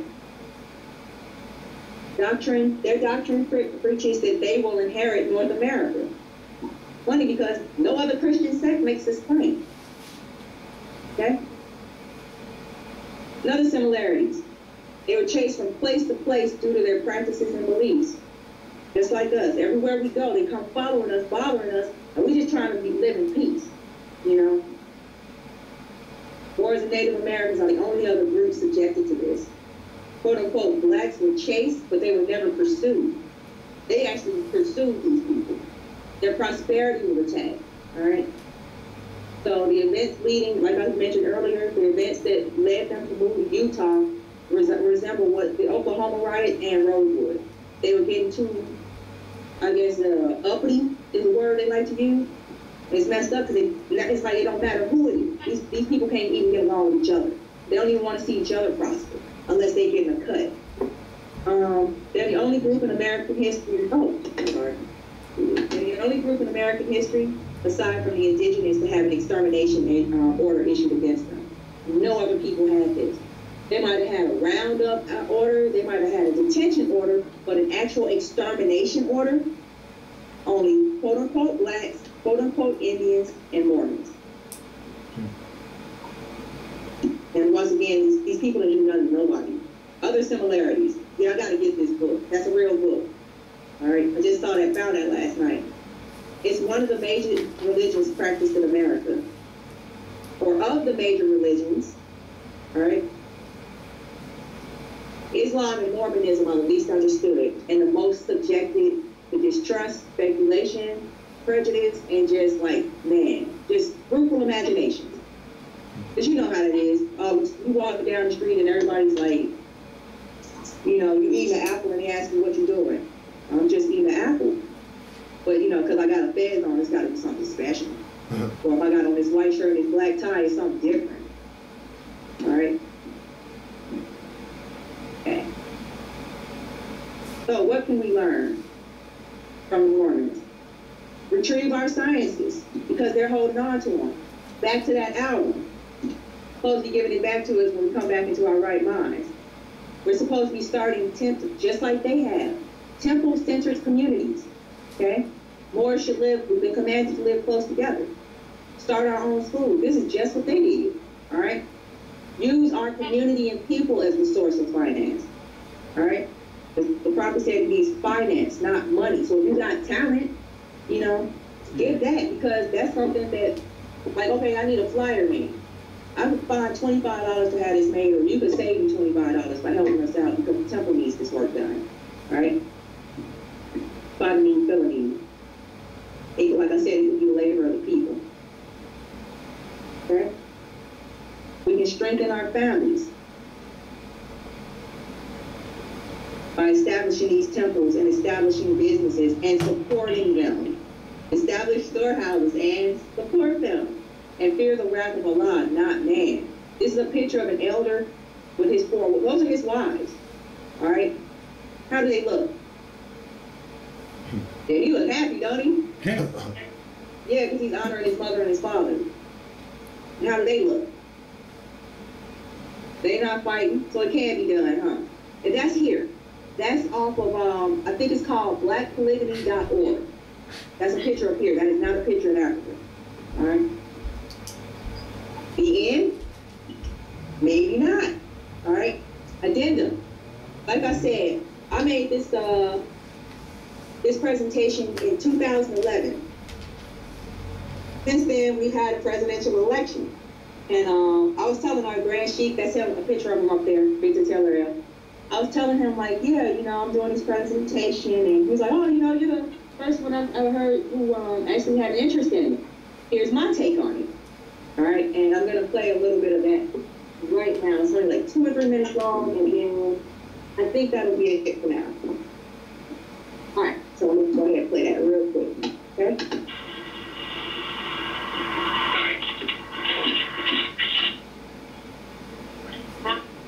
Yes, I'm getting like this. I can't do it. Yes, I'm getting it. So this time, what the connection with mom running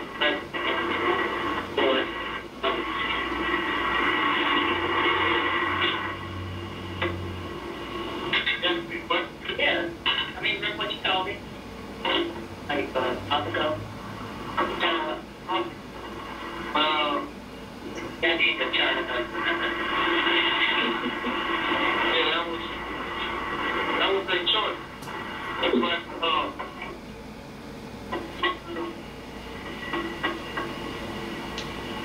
was established this way of the African American choice.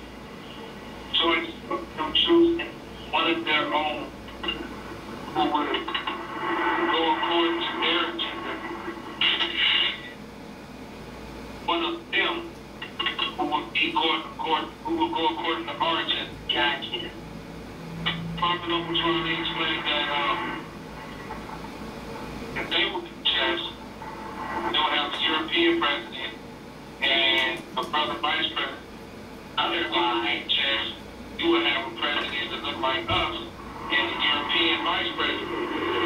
So we took the alternative because we want to be in. And we got a good brother.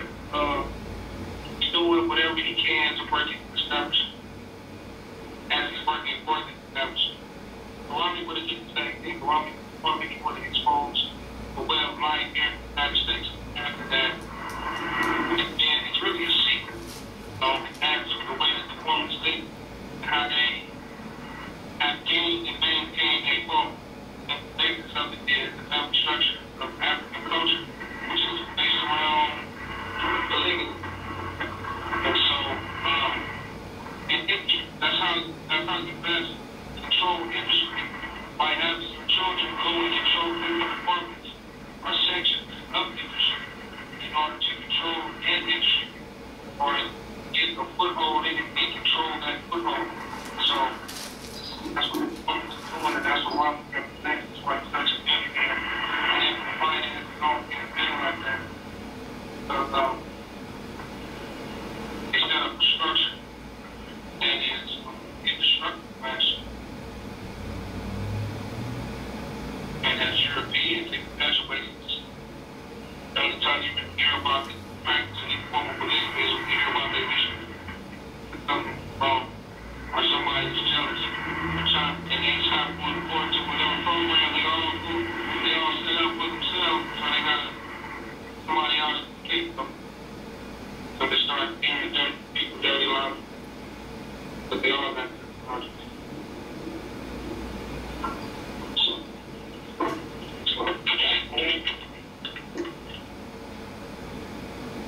All right. Questions? Yeah, quick question. Yes. Could you, the audio that you just played, it was chopping up a little bit. Could you elaborate on it a little more? Okay. Basically what he said was, the presidential campaign for 2012, it was, quote unquote, more, because he's not black, whatever you want to call him, who was representing the interests of the European, pale-skinned nations that are occupying our land, versus this Mormon, who, on the face of it, may not look like he's supporting our beliefs. And when I say our, I mean more. Or no, actually black people. He's not supporting them, because remember, Mormons, supposedly, they can't stand black people, but they revere Native Americans. All right? So he was saying that they were giving them, the black people, a choice of, you can take this guy who looks like you but works for us, or this guy that looks like us and works for you, because he's perpetuating your culture, whereas this guy that looks like us or you is perpetuating our culture. All right? So that election was kind of their opportunity, or that was their plausible deniability. We tried to give it back to them, they didn't want it. We gave them a Mormon, we tried to give them a Mormon, Mormon, what do we got to do? Smack you in the face with a stick, And he basically said that, well, the black folks blew it. And even though Obama might be trying on the back end, trying to do something for us, he's still, he works for them. Whereas Romney, that's a Mormon. Who do the Mormons work for? Us. Yeah. They're trying to, what is that? What do they call it? They're trying to be like Christ. For real. So that's what he was saying. That was another connection he made to it. Well, Got anything? any other questions? I'm going to bring up this camera.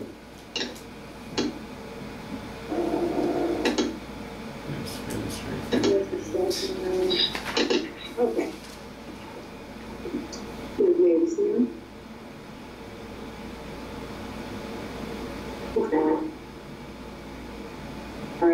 still sharing with you. All right. So I hope that was clear.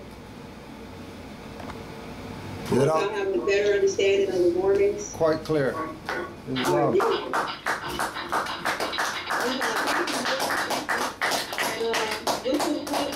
It'll be turning into a book shortly because there's a lot of stuff I didn't cover, like the magic underwear. I don't know if you're familiar with that stuff. No. You can touch on that for a sec. Okay, hold on. This thing is still sharing my screen. Hold on. I don't know what's going on.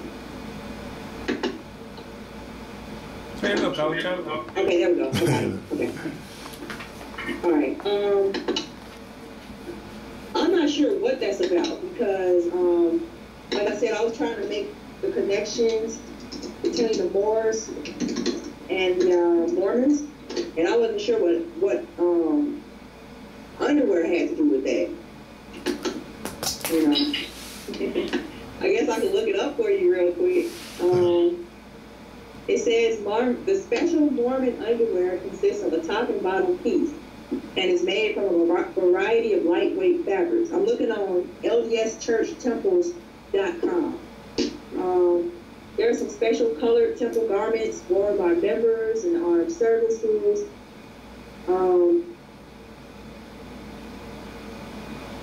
Mormons are encouraged through modest length and cut of their temple garments to always dress appropriately. Devout Mormons further understand that in only a very few instances might the garment be removed, such as for swimming, using the bathroom, or for intimate in marriage. The reasons for keeping the garment on far outweigh the reasons for taking it off. Oh, it's used in sacred ceremony. Okay. So I guess like if you are getting, Mormons began wearing it during their first visit to temple, wherein they receive individual instruction on how the garment should be worn and cared for. And furthermore, they undergo a sacred ceremony called the temple endowment. Solely during this ritual, additional special clothing is put on, but by contrast, the garment or special underwear is worn at all times. Ew. Both day and night, and from then on. I hope they change it. It served as a constant reminder of the covenant made during the first temple endowment. There you go. All right. So folks are always trying to make people sound crazy, but it's like, you know, maybe when you actually look into it, do a little bit of research, it might not be that weird. You know, like how people flipping out and acting shocked because Yasin Bey came out wearing a sarong. Yeah. And I'm like, what? And he had on the red slippers too. Like, look at those dirty slippers. Y'all know nothing. Man, you know, check out the last Pope and see that he got those slippers on. You know. Yeah. Were they called? Question: were they called Pradas? The red slippers that he was wearing, were they Pradas? I have no idea. Okay. I wouldn't be surprised. Yeah, they just look like a regular pair of red loafers, nothing special. They were just red leather loafers, you know. And if you're familiar with that, that's what the Moorish guards wore. Mm-hmm. So, you know. And I'm wondering, you know, not getting off subject too much, if that's why, like, H&M, all these fashion designers, got these men wearing pleated skirts because they're trying to scare you away from your own culture. Because they see it's coming back. You know, because the Moors out here, they wear sarong. Every day, I mean, that's all they wear is garb. That's it, you know. But, you know, if I'm 14, 15 years old, and I see this guy walking on the catwalk with something that my sister would look good in, and then I see this Moor over here wearing something that looks kind of like it, you know, it's going to turn me off, maybe. Right. You know. That's why I'm trying to do this stuff. It's just like, nah, man, don't stop listening to these people. You know, they are liars. They're the father of lies. There's nothing in them but lies. You know, their words, not mine. They even said themselves, you know, our history is to be believed. That's how they start every sentence. They don't start that with our stuff, you know, so. Okay. But, you know, we're the last of the honorable people. Islam. You know. Okay. That's what's up. Yeah, please be aware of that. Be careful. That's why you gotta be careful in your comings and doings. That's why I showed their video first. Like, I went to them first to make sure that I'm not putting nothing on them that they're not putting on themselves. Because I ain't trying to be lying on nobody. Because we're the last of the truth tellers. You know, can you imagine if the notary can't be trusted? It's over. You know. Yeah. Well, one other comment, suggestion. Also, Yes. could you plug the book again? Plug the site, plug the temple, plug whatever that you need to get out, because you know, Canaanland more is worldwide, so you might some people in Cali might be watching this. Islam. Okay. This is a presentation of Khalifa Media, which is a Moorish guide publishing company. All right.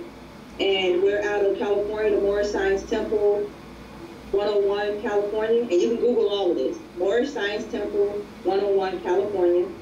Khalifa Media, or Certified Moorish. That's where we have all our products. And the book we just released, this is the first one. We got like, we have a stack coming out. So that's why we started up the Khalifa Media site. It's just turned into its own little creature. But the book we just brought out is Moors in America, a compilation. And it's basically, we brought together a bunch of resources from all over the place to show, yeah, here's the backup. So when you go out in the world saying that I'm a Moor and I'm from here, you can actually show this book, all right? And due to last presentation, demand is like through the roof right now, so prices have gone up. The the color copy is $40. The black and white copy is $20, unless you are a member, a dues-paying member of a Moorish Science Temple. Then the black and white copy, or the color copy is, I think it's $32 instead of $40. And the black and white copy is $9 instead of $20. And in order to get that deal, you have to let your grand sheik or secretary know that you want that deal, and then they'll get in touch with us. And we get a list, send us a list of your members, so then when they order from us through that coupon, we already got the list of your current dues paying members that you've approved to get that special pricing. All right. Wow. So if you want the cheap book, you gotta be a member of the temple. Right?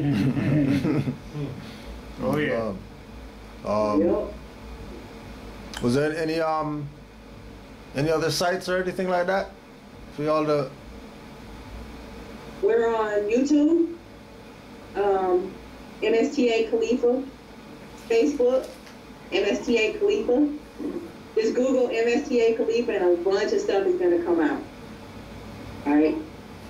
We have some classes coming up also, one of which is web building, because we're going the way of Star Trek, right?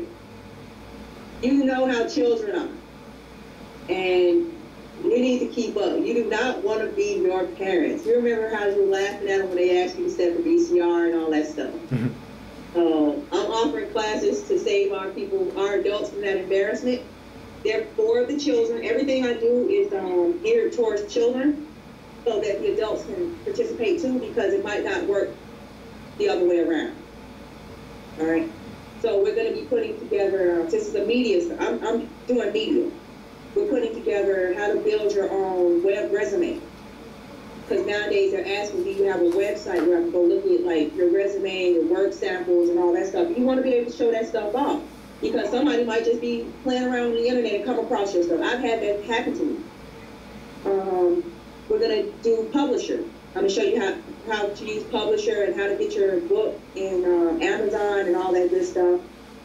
And another one we're going to try to start doing is etiquette classes. You know, I don't want to go too deep into it. All I know is that I probably shouldn't be saying this, but whatever. Our grand sheik showed me a big old stack of books, and yeah, I'm about to go through them. It's about to be live. A whole bunch of stuff has been held back, and I already warned them, like, you tell me, I'm gonna tell the world, especially our people. And they need to know, no more secrets, because I figured, if I put it out there, the only people that's gonna pick it up are the people who would have found it if it was a secret anyway.